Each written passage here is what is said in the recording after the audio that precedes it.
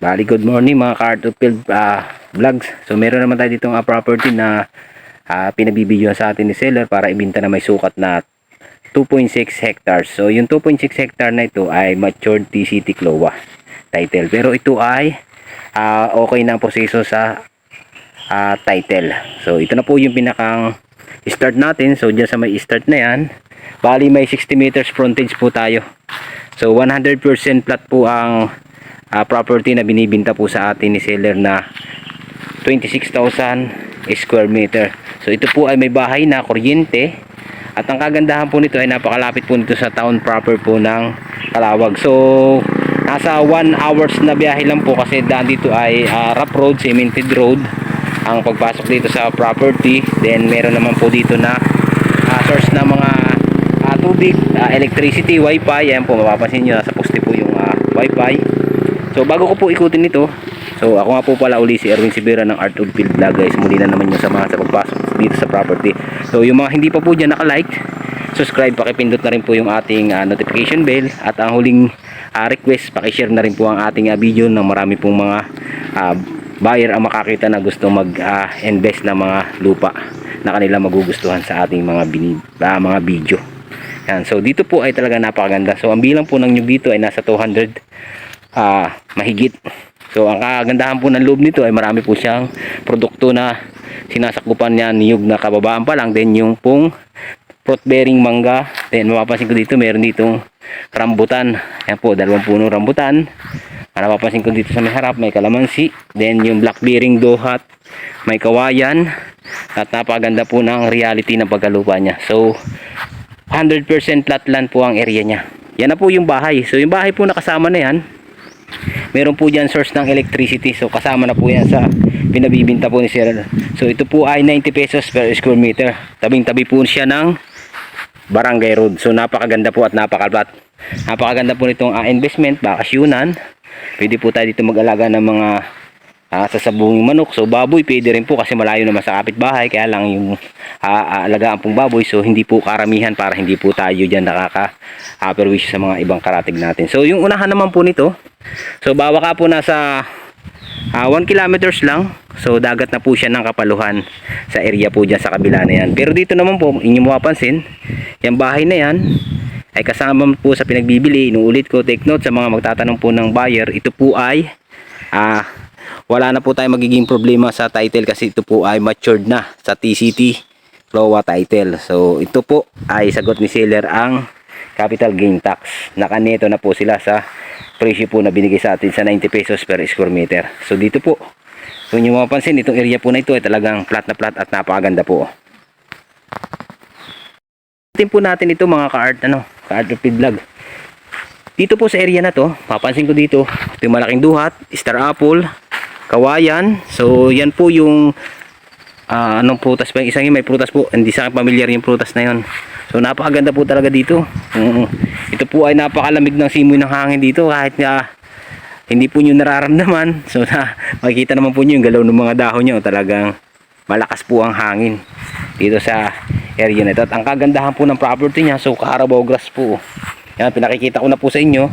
Ito po ay 100% flat land na area at napaka-relaxing view. So ito po ay pwede sa mga retirement, yung may mga edad na po na gusto po ay mga tahimik na lugar. Ito po ang property na ito ay mai-offer namin sa inyo upang inyong i-abit. Talagang panalong-panalo po kayo. Kung sa produkto naman po ng nyug, so may mga sagingan pa rin po dito. May mga produkto pa rin naman pong saging. Ito po mga damong yan, mapapansin po yung mga damong yan, pwede po nating alisin yan para maging ganito po siya kaganda. May maintain na lang po yung paglinis ng grass cutter. So flat na Carabao grass. Napakaganda po nito. Kung nyo mapapansin po, kahit ikutin natin dito, talagang ito ay mga Carabao grass. At ang nyug po dito ay kababaan pala, nakalakasan mamunga. Yan, mapapansin po natin may mga fruit berry, mga langka. Ito langka, mangga. Marami pong fruit berry. Yan, langka. Tapos may duhat, may star apple, kawayan. Napakaganda po. Kahit dito sa areang to, so hindi na nga po nalilinisan, so napagplanuhan na lang ibenta. Yan po, puro Carabao grass pa po. Napakaganda po. Ang nyug naman po, kalakasan pa mamunga. Yan, napakarami pa ang produkto na niyog. So may income pa naman po tayo dito every 2 months. So pwede pa tayo dito, may maharbis pa po tayo dito. Ito po ay pasok na pasok dito ang sasakyan. So pagkagaling po natin sa Fatima, so 7 kilometers po, papasok naman dito sa farm lot na pinabibinta po sa atin. So iikutin po natin ito para mapakita ko po sa inyo yung pinakang reality po na ito po talaga ay 100% flat land na area ng pagkalupa niya. Yan, oh. Puro Carabao grass po ng ating dinaraanan. Tapos may konting sukal, damo, tapos yung mga produkto niya ng nyug. So marami pa naman po yan. Medyo masukal nga lang itong area. Mapapansin naman po nyo sa ating screen ng video na yan na napakarami pang produkto ng niyog na sinasakupan po ng property. At ito pong property na ito, 100% po panalo tayo dito pag inyong inabuild to, kasi ito po ay flat na area, hindi po mahirap linisin. At ang kagandahan po, yung mga mahilig po sa ganito camping site na po, parang katulad sa Ginyangan na bukuhan. So pwede po ito kasi ito po ay lilinisin lang. Napakaganda na ng Carabao grass yan po. May fruit berry pa tayong isang puno ng guyaba, no. Tapos yung nyug naman kagandahan ba bumunga. Yan. Yung po mga buyer na makakagusto dito, makikita po niyo yung aming contact number, ang WhatsApp and Viber po sa taas ng ating screen na yan. Pwede na po kayo mag-avail. So dito naman po ay pinagtaniman nung may bahay po doon ng gulay. Yan po, makakita tayong kamuting kahoy, ilang punong sitaw, tapos may mga saging sa area po na yan. Bari yung pong apple details nito sa baba na lang po natin ng video, makikita na po. Yan, dito po sa may area na to, medyo kulang na po tayo sa linis na po. Yan, pero dito sa pinipistahan ko po ito, nilalakaran ko ito ay Carabao grass pa rin. So yan po yung mga produkto na niyog. So marami pa naman po siya bunga, hindi pa po siya kataasan. So napakarami pa po ng 200 plus. So yun po ang sabi nung may mismong seller dito. Ito, ang kagandahan po nitong property na ito, oras na i-visit po ninyo ang property, kayo na po mismong buyer, so direct na po na makakausap natin si seller. So directly po, wala na po kayong ibang makakausap niya katulad po na ako yung nagbibideo, ako po yung makakasama nyo sa seller. So direct na po natin kayo ipapakausap sa kanila para maayos na po agad ang magiging usap ninyo. Kung magustuhan po ninyo ang property, mas okay po kasi diretso na kayo sa contract to sale sa mga usap na po ninyo na pagbili dito. Pwede na po kayo magpagawa sa attorney niyan. Kung ano po magiging proseso na usap ninyo, ay pwede na po ninyo pag-usapan kasi direct na nga po kayo. Tulad ng sinasabi ko, mas magandang usap ang direct sa may-ari agad at wala nang mahabang issue na pag-uusapan pa, mahabang katanungan na itatanong pa sa amin. So directly may-ari na po ang kausap natin. Ito po yung may pagmamalaki namin sa inyo na farm lot na napakaganda. So kahit kotse, kahit anong sasakyan mo, pwede pong pumasok sa area po ng lupa na pinagbibintang 2.6 hektarya. So napakaganda po at napakarami pang produkto. Dito sa may area na to, medyo may sukal pong konti kasi kulang na po siya sa linis. Ganda nitong lakang ito, laki oh. Dami siguro bunga ito nung nakaraan. Yan. Ito pong area na to. So, hindi po siya kasi nung nalilinis pa oh. At ang kagandahan po, may source tayo dito ng tubig. So, dito po sa area ito, may source tayo ng tubig. So, pag tayo nagpa-hukay lang dito ng konting mababaw na hukay lang, so meron na po tayo mapapagkunan. Yan po.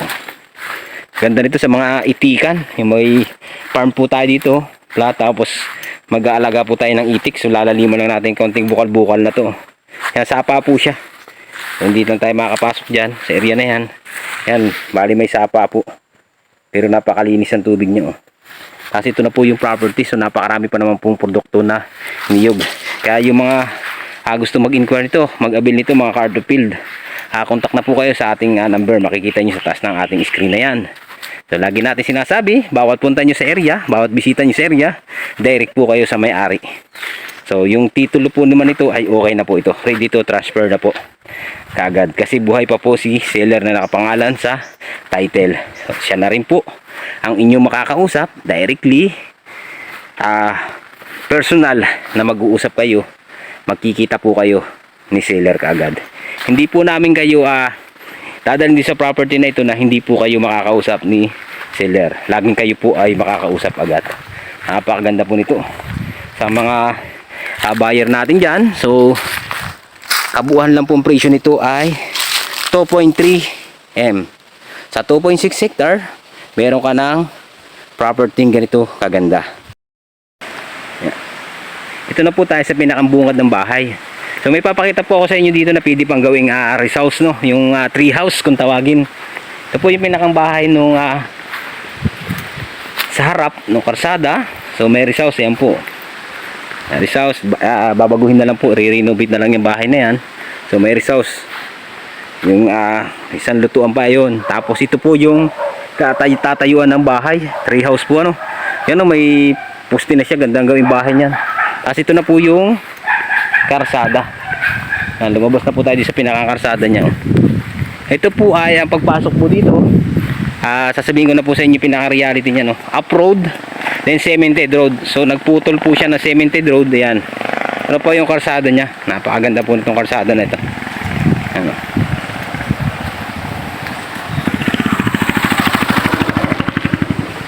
Ito naman po, ipalabas na tayo ng Fatima Church.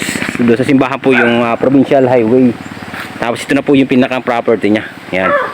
Napakahaba po ng frontage at napakaganda.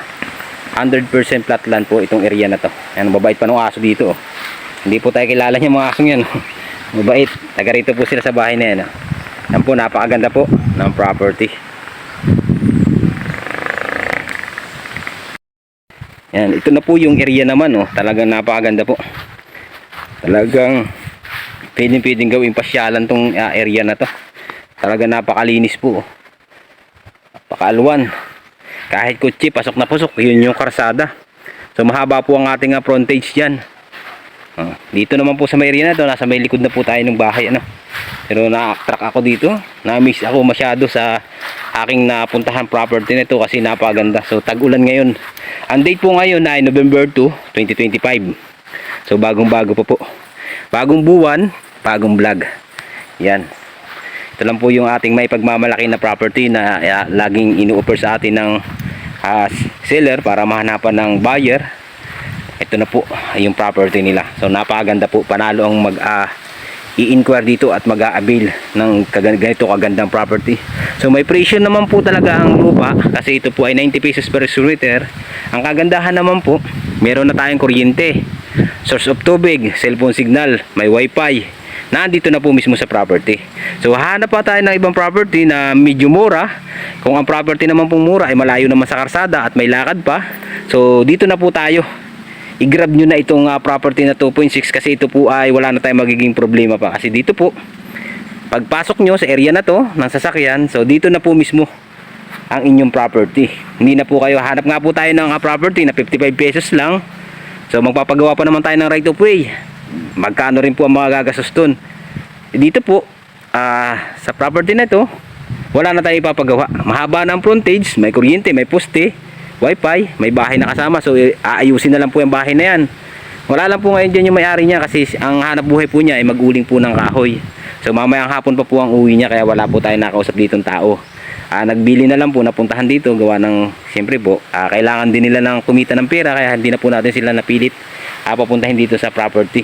So kaya tayo na lang po ang nagpunta dito. So may kasama naman po tayo ditong guide para mapaikot po tayo sa pinakang area po. So hindi po natin napuntahan yung pinakang boundaryhan po kasi talaga napakadamo. So pinakita ko naman po sa inyo pinakang area po sa may harap. So napakalawak po nito. Bakit itong pinipistuhan ko po, galing ako doon sa likod doon ako nang galing kanina. Umikot tayo papunta po dyan. Pag yan, tinuturo kong yan. Tapos bumalik tayo dito sa may likod ng bahay. Dito po tayo nag-start. Dito po gusto ko talagang spot ang video dito dahil dito po sa lugar na ito ay na-miss ako at napakaganda. So dyan po ay may rest house. May tubig, may balon dyan. Naandyan din ang poste ng kuryente sa mismo harap ng bahay. Ang wifi naandyan din po ano. Pero dito sa area to, inulit ko, napakaganda ito. At dito ay talagang napakagandang ulit-uliting spot sa nampisto ng paglupa. Mapapagmalaki natin sa lahat ito na ito ay 100%. Konting linis lang, hindi na tayo mahirapan. So kapalin natin ganito yung Carabao grass paikot hanggang dikit ng karsada, hanggang sa lahat ng property pwede nating paramihin itong Carabao grass. Kaya yung mga buyer po natin dyan na ganitong hanap na property, ano pang hinihintay nyo? Comment na po kayo dyan sa taas ng ating makikitang number na sa taas ng screen. So sa mga ka-Art of Phil vlog dyan na laging nakasuporta, at sa mga baguhan pa lang, thank you for watching. Maraming salamat.